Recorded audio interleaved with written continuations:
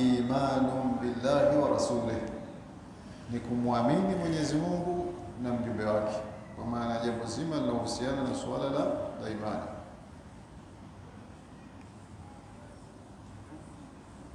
Na pia akasema Mtume sallallahu alaihi wasallam, afdalu ma qultu ana wan nabiyuna min qabli la ilaha illa Allah. Afdalu ma qultu ana, kibora ambacho nimekisema mimi, kibora zaidi ya ambacho nimekisema mimi, kama ana katika yote aliyosema Mtume sallallahu alaihi wasallam, kibora zaidi ambacho nimekisema mimi, wan nabiyuna min qabli, na mitume waliokuwa kabla yangu, la ilaha illa Allah, ni tamko hilo la tauhidi la ilaha illa Allah, ambalo linafahamisha kumpwekesha Mwenyezi Mungu Subhanahu wa Ta'ala wa yale ambayo anastahili kupwekeshewa, na pia kumtambua mjumbe wa Mwenyezi Mungu, rehema na amani juu yake, ambaye anasema hata kama ikitamkwa tamko tu la ilaha illa Allah, basi huwa panakusudiwa Muhammadur Rasulullah, au kwa mitume wengine, kwa mfano kama Nabii Adam, la ilaha illa Allah Adamu Rasulullah, au mtume mwingine yoyote linaingia moja, kwa sababu sharti ya imani ni kumwamini Mwenyezi Mungu Subhanahu wa Ta'ala na kumwamini mtume ambaye yule yupo katika wakati wako pamoja na waliokuja kabla yake.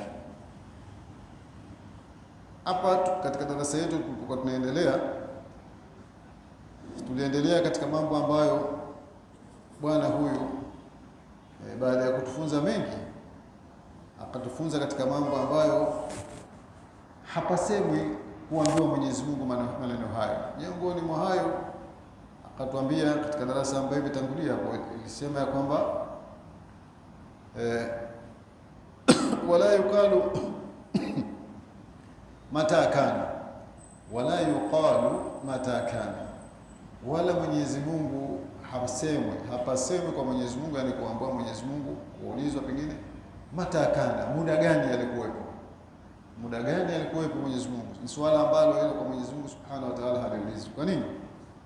Naam, haliulizwi kwa sababu yeye ndio aliyeumba huo muda. Kabla ya muda yeye yupo bila ya muda, na baada ya kuumba muda yupo, na yeye ndio aloumba muda. Kwa hivyo akasema ya kwamba mata kana haiulizwi kwa Mwenyezi Mungu Subhanahu wa Ta'ala, muda gani alikuwepo. Kwa sababu gani? Pia li'annahu al-mawjudu alladhi laysa lahu bidaya au ibtida, kwa kuwa yeye ni mwenye kuwepo ambaye hana mwanzo, kwa kuwa yeye ni mwenye kuwepo ambaye hana mwanzo. Na alhamdulillah katika kitabu kitukufu cha Qur'ani tunasoma katika aya inayosema huwal awwal wal akhir wal zahir wal batin. Aya huwal awwal, yeye ndiyo wa mwanzo, kwa maana alladhi la ibtidaa liwujudi, ambaye hapana mwanzo wa kuwepo kwake. Hii aya inafahamisha moja kwa moja uwepo wa Mwenyezi Mungu Subhanahu wa Ta'ala, kwamba amekuwepo yeye bila wakati. Yeye ndio aloumba nyakati. Nasoma katika sura nyingi zinatufahamisha miongoni mwa alama zake zinatufanyia wakati ni kuja mchana na usiku, jua, nyota, vivuli. Ndio hivyo ndio vinavyotufahamisha sisi kujua wakati. Ili tujue wakati hasa tunaangalia jua, na ndio kuna hadithi Mtume sallallahu alayhi wa alihi wasallam anasema, khiyaru ibadillahi alladhina yura'una ash-shams wal qamar wan nujuma wal azilla li dhikrillah, bora ya waja wa Mwenyezi Mungu alladhina yura'una ash-shams, na wale ambao wanalichunga jua. Sababu jua katika ibada ambazo tumefundishwa na mambo mengine, jua lina sehemu kubwa katika kutufundisha, kama sala ya dhuhuri, sala ya alasiri, sala ya magharibi, sala ya asubuhi, takriban inaingia kwa sehemu fulani, jua linahusika. Asema wal qamar, na mwezi. Yani katika waja bora Mwenyezi Mungu ni wale wanaolichunga jua na mwezi. Mwezi pia una nafasi kubwa katika ulimwengu huu, kujua mwezi, mwaka, siku, ndio hivyo mwezi, na mambo mengine makubwa ambayo yanahusiana na mwezi. lakini kuyazungumza haya ambayo yametuguswa hapa katika tulokuwa tunalikusudia. Lakini pia akasema wanujuma, na nyota zinafahamisha pia hivyo. Nyota ndio mambo yashaondoka, wenyewe washahama, lakini katika watu ambao walikuwa wanajua elimu hiyo pia ni watu waliokuwepo hapo. Lakini pia miongoni mwa mambo ambayo mtu anatakiwa yajue pia, hata sisi kuna nyota hapo ambazo zinatufahamisha kujua kibla. Kiangalia tu, mtu akiangalia zile nyota zile, alikuwa mtaalamu ajua kwamba bwana kibla hapo bila kupata tabu. Lakini leo nadra kumkuta mtu ambaye anaweza kukufahamisha kibla kupitia nyota. Na pia akasema wal adhilla, na vivuli.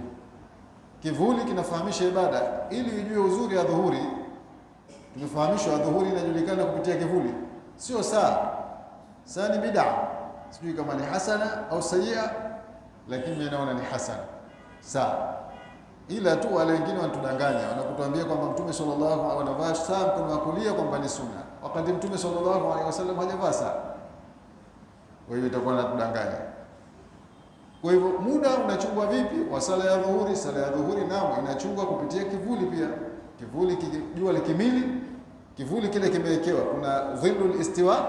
Baada ya dhillul istiwa kikizidi kidogo hapo tayari ya dhuhuri imeingia.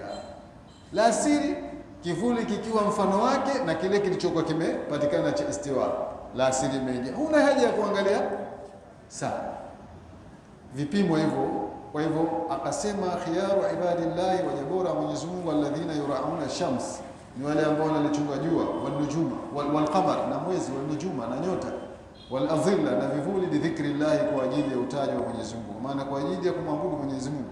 Kwa hivyo yeye ndo aliumba nyakati ambazo zinaonekana katika kama tulioeleza. Yeye subhanahu wa ta'ala hafungamani na wakati, kwa sababu yeye ndio aliyeumba wakati, yeye ndio aliumba wakati. Kwa hivyo